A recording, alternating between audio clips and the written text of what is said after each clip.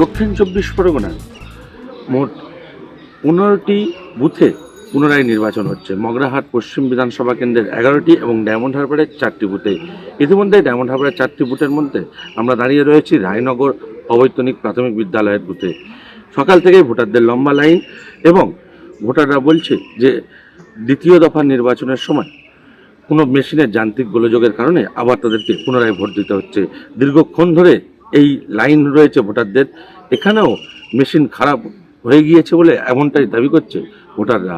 সমস্যা কিছু technical fault ছিল, যার জন্য তারপর কি আজকের আবার হচ্ছে? আবার নতুন করে ইলেকশন কমিশন ঘোষণা করেছে যে আজ 2 তারিখ আমাদের পুনরায় ভোট হবে।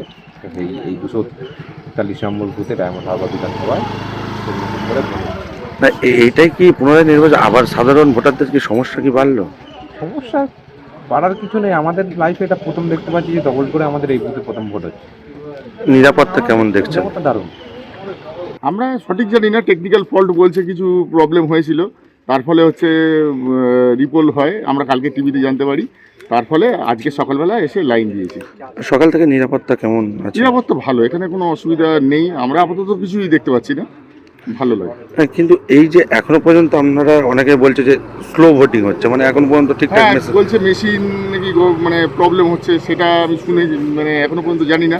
লাইনে অনেকক্ষণ দাঁড়িয়ে আছি আমরা, প্রায় আধ ঘন্টা 45 মিনিট তো হয়েই গেল। তাতে কি আপনাদের আবার আশঙ্কা যে আবারও ভোট দিতে আসতে হবে? আশা করি সেটা আর তো হওয়া উচিত নয়, এবার দেখা যাক কি হয়। তবে এই লম্বা লাইনে কার্যত অসুবিধার মধ্যে পড়েছে স্থানীয় ভোটাররা। দক্ষিণ 24 পরগনার রায়নগর থেকে শুভজিৎ দাস, ইটিভি ভারত।